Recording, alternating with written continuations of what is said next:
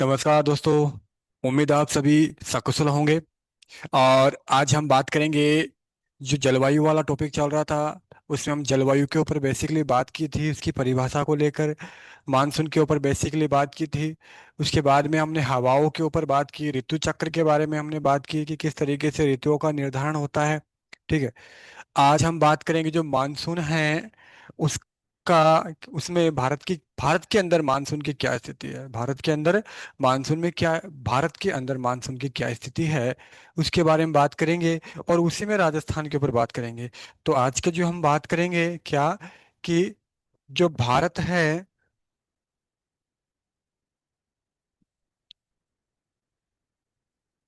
भारत में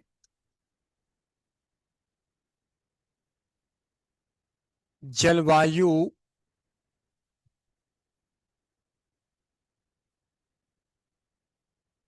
जलवायु एवं मौसम के आधार पर,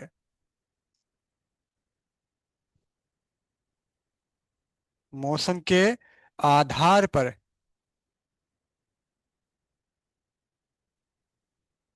राजस्थान की स्थिति,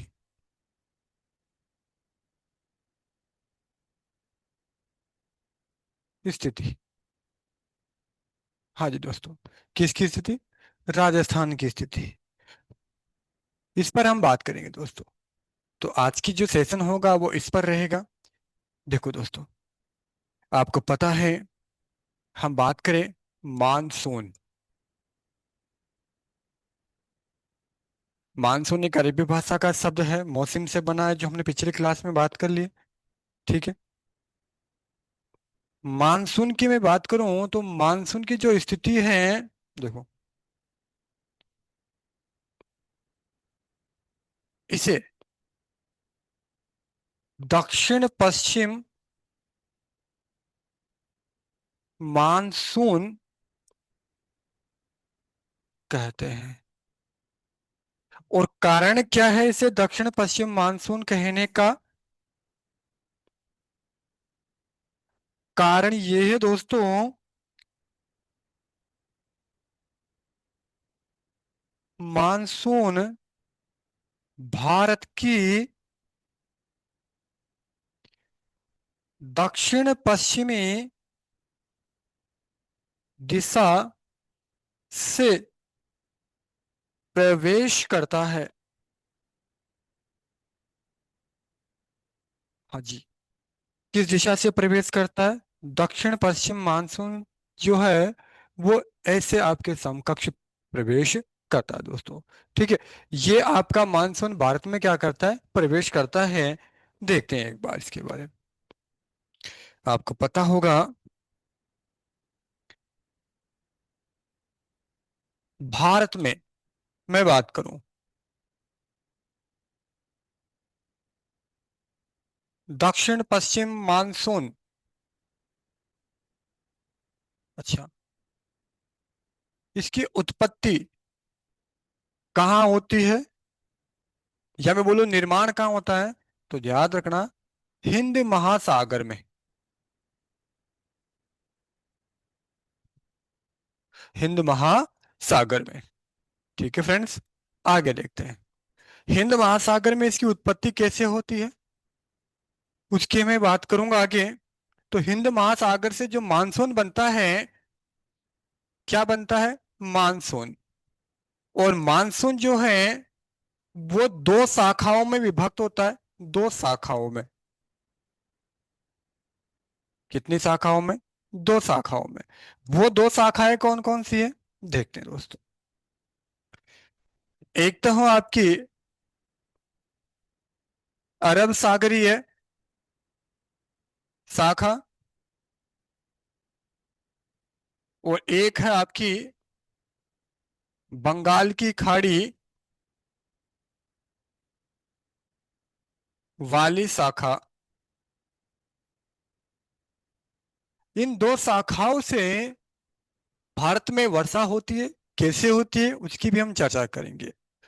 तो भारत में जो स्थिति बनती है उस राजस्थान की, हम राजस्थान की बात करें तो देखते हैं कि जो अरब सागरीय शाखा का क्या प्रभाव पड़ता है, ये किस तरीके से प्रवेश करता है, उसके ऊपर हम चर्चा करेंगे। फिर हम बंगाल की खाड़ी वाले जो मानसूनी शाखा है उसका राजस्थान पर क्या प्रभाव पड़ता है उसकी हम बात करेंगे। दोनों में से कौन सी शाखा से राजस्थान पे सर्वाधिक वर्षा होती है उस पर हम बात करेंगे। तो सारी बातें हम करते हैं। तो पहली चीज तो क्या है कि जो मानसून उड़ता है वो हिंद महासागर से तैयार होता है। ठीक है।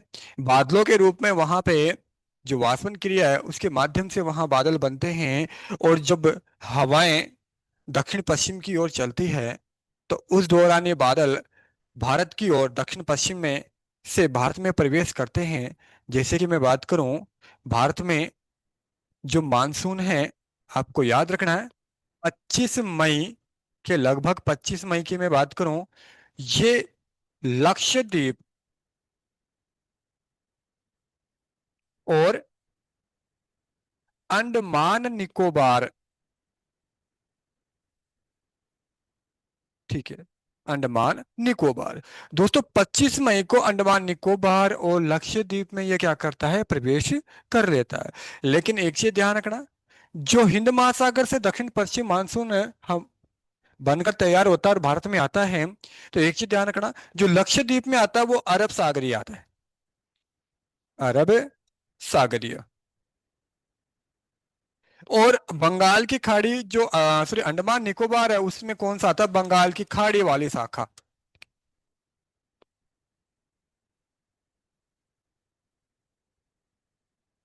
क्लियर, ये चीज आपको याद रखनी है। हालांकि इसे हम बोलते हैं दक्षिण पश्चिम मानसून, इसकी दो शाखाएं हैं, इस वजह से मैंने इन दोनों को अलग अलग बताया। अगर आपसे मानसून का प्रवेश पूछे तो 25 मई को लक्षद्वीप में और अंडमान निकोबार में मानसून प्रवेश करता है। इसकी दो शाखाएं जो आपके सामने हैं। ठीक है, ये अंडमान निकोबार और लक्षद्वीप की स्थिति है। ठीक है, इसके बाद बात करते हैं क्या, कि 1 जून को, हालांकि कभी कभी ऊपर नीचे हो जाते हैं, जैसे राजस्थान में अब की बार जो मानसून है वो 7 दिन पहले ही आ गया। तो मानसून अभी वर्तमान में बहुत अच्छा, राजस्थान के कई इलाकों में बहुत अच्छी वर्षा हुई है, ऐसी कोई बात नहीं है। तो 1 जून को भारत में कहाँ आता है, केरल राज्य में आता है, केरल राज्य में। और केरल राज्य में क्या करता है, प्रवेश करता है। भारत में जो स्थल है उसमें प्रवेश कब करता है, 1 जून को। और राज्य के अलावा अगर आपसे तट पूछ लें तो तट याद रखना है कौन सा, मालाबार तट, मालाबार तट। इस मालाबार तट से भारत में मानसून प्रवेश करता है। ठीक है। उसके बाद में बात करूं राजस्थान की, तो राजस्थान में आपको पता ही अभी कितनी तारीख को, 15 जून, लगभग कब, 15 जून को राजस्थान में क्या करता है, प्रवेश करता है। अच्छा, राजस्थान में प्रवेश कहां से करता है, दक्षिण दिशा से, दक्षिणी दिशा से। और दक्षिणी दिशा में भी कहां से, बांसवाड़ा से। इसलिए मानसून का प्रवेश द्वार किसे कहा गया है, मानसून का प्रवेश द्वार किसे कहा गया है, बांसवाड़ा को कहा गया है दोस्तों। क्लियर। आगे देखते हैं। तो हमने देखा, अगर भारत का मानसून का प्रवेश द्वार केरल, तट पूछे तो मालाबार, क्या राजस्थान में तट है, नहीं दोस्तों, राजस्थान समुद्र के किसी भी भाग से स्पर्श नहीं करता। ठीक है, आगे बात करते हैं। ये तो हमने बात की कि किस तारीख को कौन कौन से स्थान पर मानसून क्या करता है, प्रवेश करता है। आगे हम बात करें इसी क्रम में कि जो अरब सागरीय मानसून है, देखो, भारत में आता कैसे है या राजस्थान में आता कैसे है जो मानसून है, मानसून, एक चीज ध्यान रखना दोस्तों, जैसे कि मैं बात करूं, ये आपका क्या है, समुद्र, और ये आपका क्या है, स्थल। दोनों चीजें समझते हैं सर क्या है। जैसे कि ये आपका समुद्र है, क्लियर दोस्तों, समुद्र। और दोस्तों ये आपका क्या है, स्थल है। ओके, समुद्र और स्थल मैंने आपके सामने दोनों चीजें रखी है। अब भारत में वर्षा कब होती है, कैसे होती है, उसके ऊपर हम बात करें। देखो, समुद्र में वायु दाब, क्या, समुद्र में वायु दाब क्या हो, उच्च। समुद्र में वायु दाब उच्च होता है, समुद्र में वायु दाब क्या होता है, उच्च होता है। और दूसरी कंडीशन क्या बनती है, जब समुद्र में वायु दाब उच्च होता है तो तापमान क्या होता है दोस्तों, कम होता है। क्या होता है, तापमान कम। मतलब यहां वायु दाब की स्थिति उच्च होती है और तापमान बहुत कम होता है, ठीक है। और स्थल में इसके ठीक विपरीत स्थिति बनती है। क्या स्थिति बनती है, जो ये स्थल है इसकी मैं बात करूं तो इस स्थल में इसकी विपरीत स्थिति बनती है। और क्या बनती है, देखो,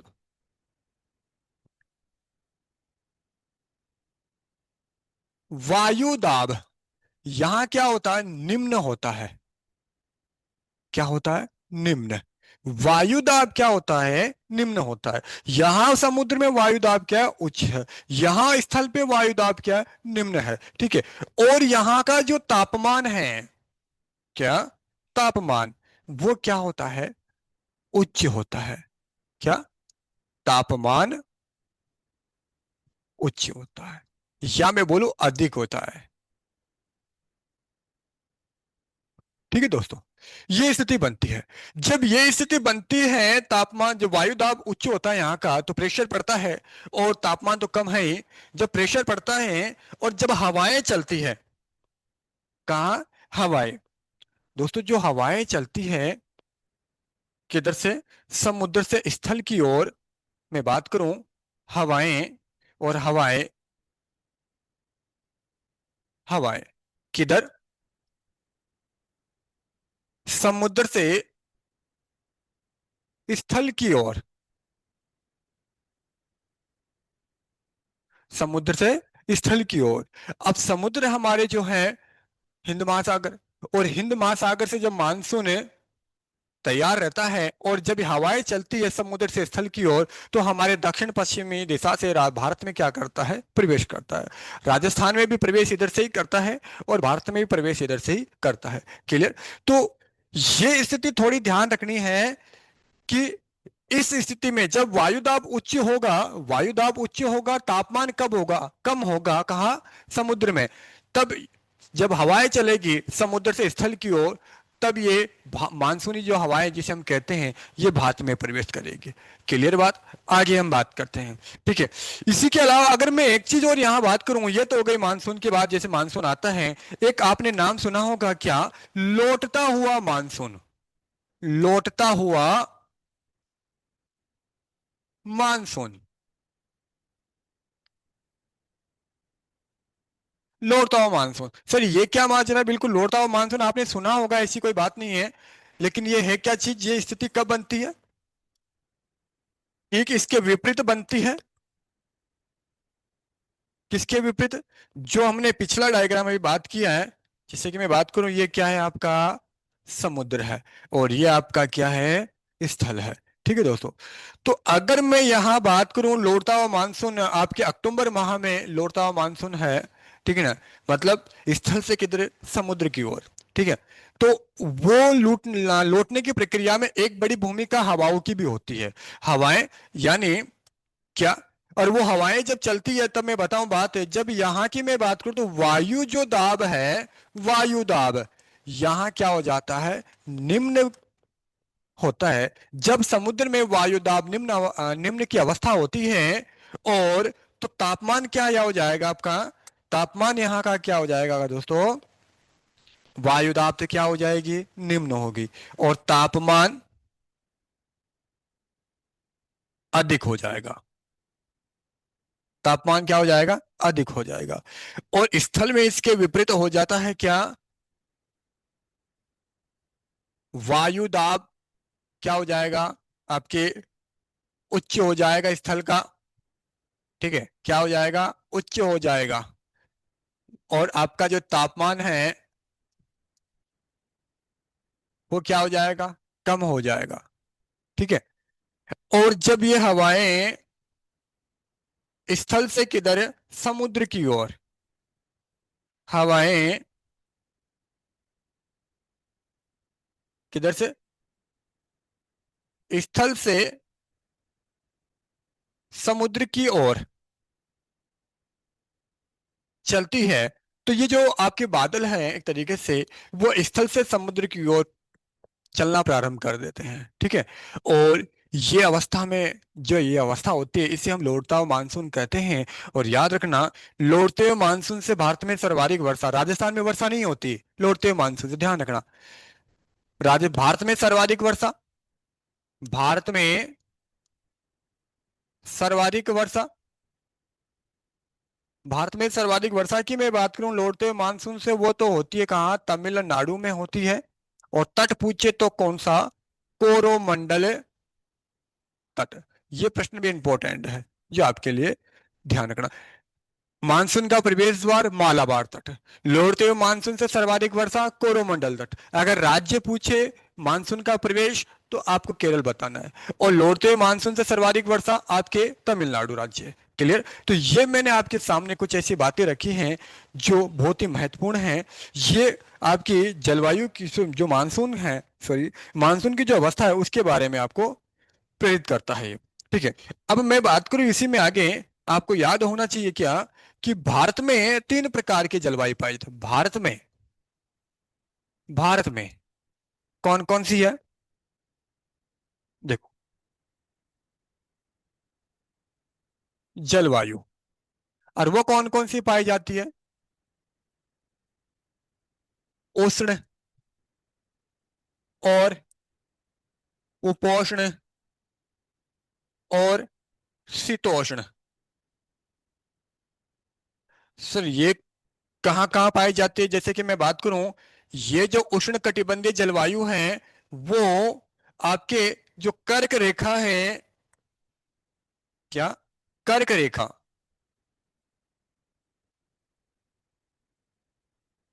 देखो, कर्क रेखा के दक्षिण में, किधर, दक्षिण में, कर्क रेखा के दक्षिण में, कर्क रेखा के दक्षिण में जो जलवायु पाई जाती है वो कौन सी पाई जाती है, उष्ण पाई जाती है। और कर्क रेखा के उत्तर में, कर्क रेखा के उत्तर में जो भारत की मैं बात करूं, या राजस्थान में भी वही बात है। ठीक है। तो उत्तर में कौन सी, उपोष्ण, कौन सी, उपोष्ण। और शीतोष्ण कहाँ पाई जाती है, जैसे कि मैं बात करूं हिमालय, ठीक है, जहां बर्फबारी होती है अच्छी खासी। एक एग्जाम्पल के सामने मैं बात करूं, यानी उत्तर का जैसे जम्मू कश्मीर है, आपका हल्का सा उत्तराखंड वगैरह है, इन वाले जो राज्यों में है कैसी जलवायु पाई जाती है, शीतोष्ण पाई जाती है। भारत को दो समान भागों में बांटने वाली जो रेखा है वो कर्क रेखा है, ये उष्ण और उपोष्ण दो जलवायु का निर्धारण करती है। क्लियर। तो एक चीज ये ध्यान रखना, तो भारत में आपकी जो जलवायु पाई जाती है वो ये है। लेकिन अगर राजस्थान की बात करें तो दोस्तों राजस्थान में दो ही प्रकार की पाई जाती हैं। राजस्थान में कौन कौन सी पाई जाती हैं वो आपको याद रखनी है। एक तो उष्ण, और एक आपके उपोष्ण,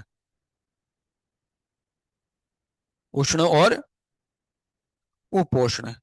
अब एक चीज और आपको ये याद रखनी है कि उष्ण, उष्ण कहाँ पाई जाती है, बांसवाड़ा में सर्वाधिक पाई जाती है। उष्ण कटिबंधीय जो जलवायु है वो बांसवाड़ा में पाई जाती है। और आपकी इसके अलावा कहाँ पाई जाती है, डूंगरपुर में पाई जाती है हल्की हल्की। ठीक है। और अधिकांश, अधिकांश राज्य में या राजस्थान में यही जलवायु पाई जाती है, कौन सी, उपोष्ण। हालांकि अगर आपसे प्रश्न पूछ ले कि राजस्थान में उष्ण और उपोष्ण दोनों प्रकार की जलवायु वो किस जिले में पाई जाती है, तो आपको क्या बताना है, बांसवाड़ा बताना है। किस कुशलगढ़ गांव से होते हुए ये उसके मध्य से गुजरती है, यानी बांसवाड़ा के मध्य से गुजरती है, तो थोड़ा सा आपको याद रखना है। क्लियर दोस्तों, ये चीजें आपके सामने मैंने रख दी है। क्लियर। आगे हम बात करते हैं इसके बारे में, और बेसिक जानकारियों की बात करें कि और क्या चीजें हैं सर इसके बारे में। ठीक है। जो अरब सागरीय मानसून था दोस्तों, कौन सा? अरब सागरीय मानसून। देखो दोस्तों, किसकी बात करूंगा? अरब सागरीय मानसून, इसके बारे में थोड़ा ले लेते हैं। अरब सागरीय मानसून देखो, यह जो मानसून है इसकी मैं बात करूं तो ये क्या है, आपको याद हो, जैसे कि कोकण तट, कोकण तट, मालाबार तट, ठीक है ना? इसके अलावा कन्नड़ हो गया, कन्नड़ तट, सौराष्ट्र, पश्चिमी घाट, ठीक है ना? या मैं बोलूं पश्चिमी सह्याद्री, ठीक है? क्षेत्रों में, क्षेत्रों में बारिश करते हुए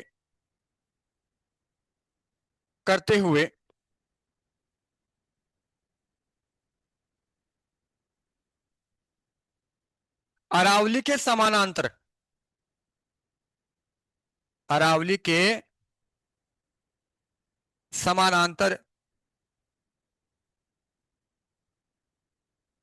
राजस्थान में प्रवेश करते हुए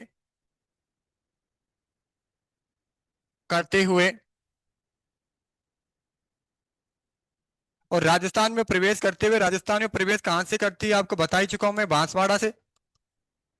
क्लियर? प्रवेश करते हुए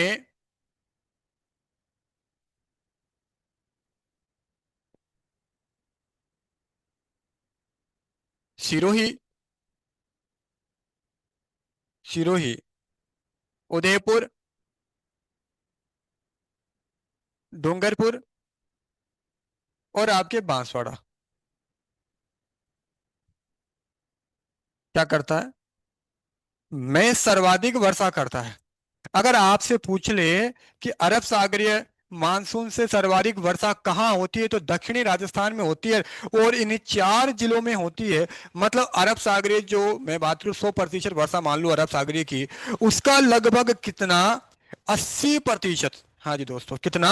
लगभग 80% वर्षा। किसकी मैं बात कर रहा हूं? केवल अरब सागरीय मानसून की बात कर रहा हूं। अरब सागरीय मानसून का 80% जो बारिश होती है वो राजस्थान के इन 4 जिलों में ही होती है, जो मैंने आपके सामने बता दिया। क्लियर? फिर यहाँ बारिश करते हुए राजस्थान में अरावली के समानांतर बहते हुए ये कहाँ चली जाती है, जैसे कि दिल्ली हो गई, आप कहीं हरियाणा हो गया, और ये पंजाब हो, दिल्ली हो गई, हरियाणा हो गया, आपका उत्तराखंड हो गया, इस तरीके से आगे चली जाती है। और वहां हिमालय से टकरा कर ये वापस जब लौटती हैं तो उत्तरी राजस्थान में जैसे गंगानगर, हनुमानगढ़ वगैरह इन इलाकों में ये क्या करती है, बारिश करता है। अरब सागरीय मानसून किस तरीके से भारत में प्रवेश करता है और किस तरीके से तटों पर बारिश करते हुए गुजरात से होते हुए अरावली के समानांतर राजस्थान में प्रवेश करता है, और अरावली के समानांतर दिल्ली हरियाणा होते हुए, उत्तराखंड होते हुए ये हिमालय से क्या हो जाती है, टकराता है। और टकराकर जब ये वापस लौटता है और लौटते हुए ये राजस्थान के उत्तरी भाग में या उत्तरी जिलों में क्या करता है, ये बारिश करता है। इससे अगर मैं बात करूं कि राजस्थान में जो पश्चिमी राजस्थान में है उसमें न के बराबर बारिश होती है अरब सागरीय मानसून से। क्लियर? ये थी मैंने आपके समकक्ष बात रखी किसकी, अरब सागरीय मानसून की। ठीक है, आगे मैं बात करूं जो मानसून का ठहराव है, एक चीज ध्यान रखना, मानसून का ठहराव, राजस्थान में मानसून का ठहराव, और मानसून का मतलब दोनों का ही, अरब सागरीय एवं बंगाल की खाड़ी, बंगाल की खाड़ी, दोनों शाखाओं की बात कर रहा हूं मैं। वो भी कहाँ है आपके, बांसवाड़ा में। क्लियर दोस्तों? ये चीज आपको याद रखनी है। सर्वाधिक वर्षा 4 जिलों में करती है। क्लियर? राजस्थान के 4 जिलों में, दक्षिणी राजस्थान में सर्वाधिक वर्षा किससे होती है, अरब सागरीय मानसून से होती है, बंगाली खाड़ी से भी होती है। लेकिन अगर संपूर्ण राजस्थान की बात करूं तो संपूर्ण राजस्थान में सर्वाधिक वर्षा बंगाल की खाड़ी वाली शाखा से होता है। अरब सागरीय मानसूनी जो शाखा है उससे राजस्थान के केवल इन 4 जिलों में सर्वाधिक वर्षा होती है। फिर मानसून के समान अरावली के समानांतर होते हुए ये हिमालय की तरफ चली जाती है, वहां टकरा कर मैंने बता दिया है कहाँ उत्तरी राजस्थान में बारिश करती है। क्लियर। आगे अगर हम बात करें कि जो बंगाल की खाड़ी वाली शाखा है उसकी हम बात कर ले, छोटा सा है, बंगाल की खाड़ी शाखा। अच्छा, बंगाल की खाड़ी वाली शाखा जो है वो देखते हैं, इसके ऊपर हम बात कर लेते हैं। पहली चीज, 25 मई को ये कहाँ, अंडमान निकोबार। लेकिन एक चीज ध्यान रखना कि बंगाल की खाड़ी वाली जो शाखा वो है तो आपके दक्षिण पश्चिम मानसून की, तो थोड़ा सा यहाँ पे आप कंफ्यूज मत होना। क्लियर। 25 मई को ये कहाँ रहता है, अंडमान निकोबार में ये शाखा रहती है। फिर ये क्या करती है, विंध्याचल जो पर्वतमाला है, क्या, विंध्याचल, विंध्याचल पर्वत माला के समानांतर पूर्व से पश्चिम की ओर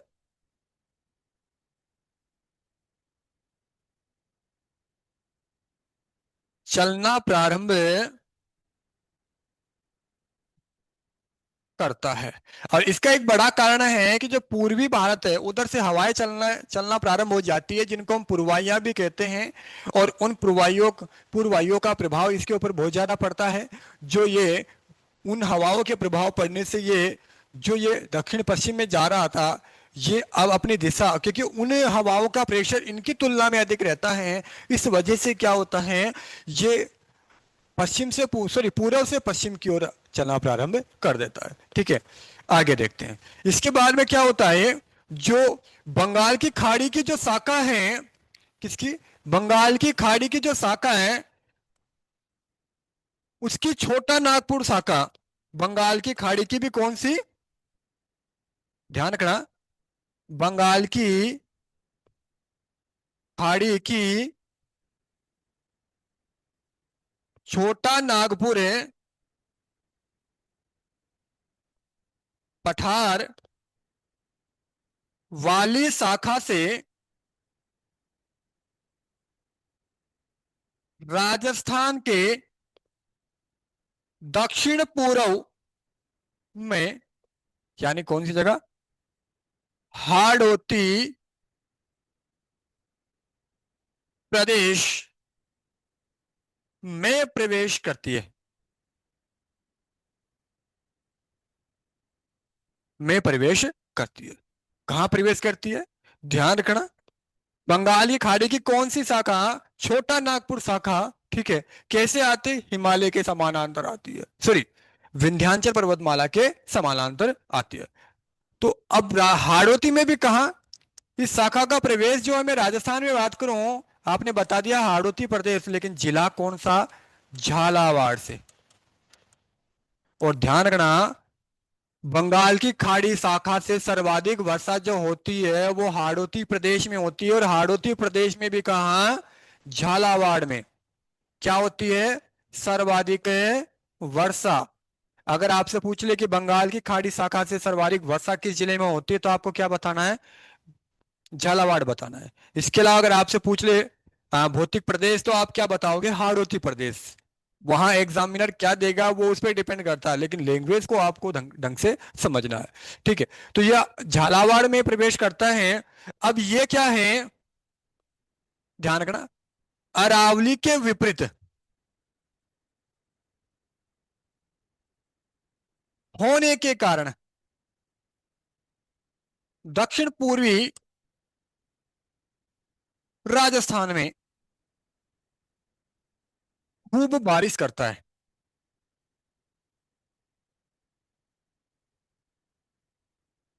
किंतु पश्चिमी राजस्थान में कम वर्षा करता है, करता तो है लेकिन क्या करता है, कम करता है। यानी मैं बात करूं कि राजस्थान में जो सर्वाधिक वर्षा करने वाली जो शाखा है वो कौन सी है आपकी, बंगाल की खाड़ी वाली है, अरब सागरीय वाली नहीं है, ध्यान रखना। क्लियर। मैंने क्या बताया कि अरावली के विपरीत होने के कारण दक्षिण पूर्वी राजस्थान में खूब अच्छी बारिश हो जाती है। ठीक है। और अरावली के विपरीत होने के कारण पश्चिमी राजस्थान में क्या हो जाता, इसकी जो शाखा है, इस शाखा से बहुत कम बारिश होती है पर लेकिन दक्षिण पूर्वी राजस्थान की तुलना में बहुत कम होती है। क्लियर। जैसे कि मैं बात करूं 20 से 40 सेमी, 10 से, जैसे कि मेरा आपको पता है शुष्क और अशुष्क वाला भाग जो पश्चिमी राजस्थान है, वहां पे जो मतलब बात करूं मैं पश्चिमी राजस्थान में, यानी आपके 40 सेमी तक क्या हो जाती है, वर्षा हो जाती है। ठीक है। ये थी मैंने क्या रखी आपके सामने बातें कुछ बंगाली खाड़ी वाले की बात को। अब बंगाल की खाड़ी की मैं बात करूं तो राजस्थान में सर्वाधिक वर्षा, राजस्थान में सर्वाधिक वर्षा इसी शाखा से होती है।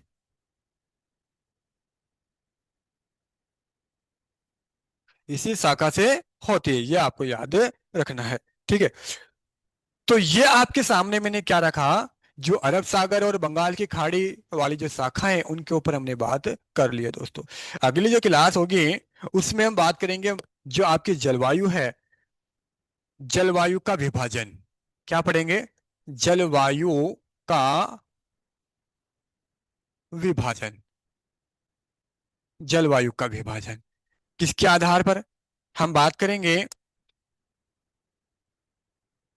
भारतीय मौसम विभाग के अनुसार। ठीक है दोस्तों, एक बात। दूसरी बात करेंगे हम जो कई बार एग्जाम में आ चुका है, क्या? कोपेनहेगन के अनुसार। ठीक है। और कभी कभी एग्जाम में पूछ लेता है क्या, थर्ड, थॉर्नवाट के अनुसार। एक आपके चौथा भी है, त्रिवार्थो के अनुसार। जो अगली क्लास में आपके मैं कोशिश करूंगा कि अगले 2 क्लासों में मैं आपको ये टॉपिक को क्या कर दूं, कंप्लीट कर दूं। तो दोस्तों, आज हमने जो बात की है बेसिकली जो मानसून है, जो अरबी भाषा का जो शब्द है, ठीक है, इसके ऊपर हमने चर्चा की। हालांकि मौसम क्या होता है, अल्पकालीन होता है, जो मैंने फर्स्ट क्लास में आपको बता दिया था कि अल्पकालीन होता है। और जलवायु जो है वो दीर्घकालीन होती है, जिसकी कम से कम 25 से 30 साल की से अधिक, मतलब 25 से 30 साल तक वही दशा बनी रहे, उसको हम क्या बोलेंगे, जलवायु बोलेंगे।